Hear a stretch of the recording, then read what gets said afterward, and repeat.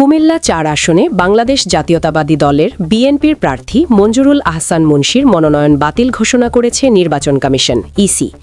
ঋণ খেলাপির অভিযোগে তার মনোনয়ন বাতিল করেছে নির্বাচন কমিশন। অপরদিকে জাতীয় নাগরিক পার্টির এনসিপির দক্ষিণাঞ্চলের মুখ্য সংগঠক হাসনাত আবদুল্লার মনোনয়ন বহাল রেখেছে ইসি। শনিবার ১৭ জানুয়ারি বিকেল ৪টায় রাজধানীর আগারগাঁওয়ে অবস্থিত নির্বাচন কমিশন ভবনের বেসমেন্ট 2 এর অডিটোরিয়ামের শুনানি শেষে এই ঘোষণা দেন ইসি। এর আগে ঋণ খেলাপির অভিযোগ এনে মঞ্জুরুল আহসান মুন্সির মনোনয়নপত্র কেন বাতিল করা হবে না এজন্য ইসিতে আপিল করেছিলেন একই আসনে জাতীয় নাগরিক পার্টির এনসিপির প্রার্থী হাসনাত আবদুল্লাহ। কুমিল্লা ৪ আসনে এনসিপি নেতা হাসনাত আবদুল্লাহ জামায়াতের নেতৃত্বাধীন ১১ দলীয় জোটের প্রার্থী। এদিকে ইসিতে হাসনাত ও আব্দুল আওয়াল মিন্টুর বাগবিতণ্ডা।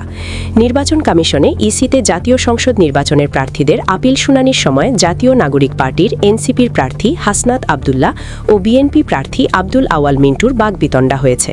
শনিবার দুপুরে রাজধানীর আগারগাঁওয়ের নির্বাচন ভবনে এ ঘটনা ঘটে।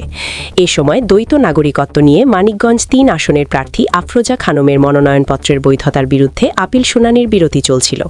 প্রত্যক্ষদর্শীরা জানান, দ্বৈত নাগরিকত্ব নিয়ে সিনিয়র আইনজীবীদের ব্যাখ্যা চলাকালে আপিল শুনানি দুপুরে আধা ঘণ্টার জন্য বিরতি দেয় কমিশন। সিইসির নেতৃত্বে পুরো কমিশন আসন ছাড়ার পর মঞ্চের সামনে আপিলের পক্ষে বিপক্ষের আইনজীবীরা জড়ো হয়ে বাদানুবাদে জড়িয়ে পড়েন।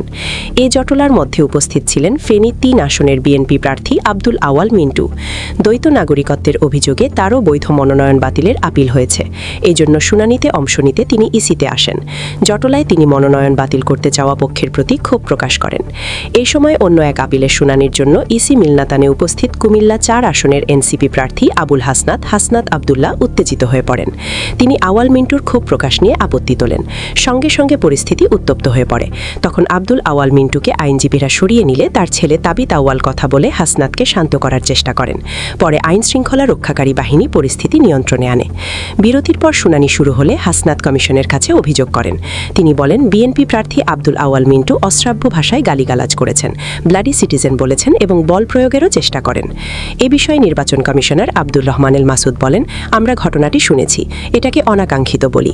আশা করছি কেউ আর এ ধরনের ঘটনা ঘটাবেন না। তিনি অনাকাঙ্ক্ষিত ঘটনার জন্য নির্বাচনী তদন্ত কমিটির কাছে অভিযোগ করার পরামর্শ দেন।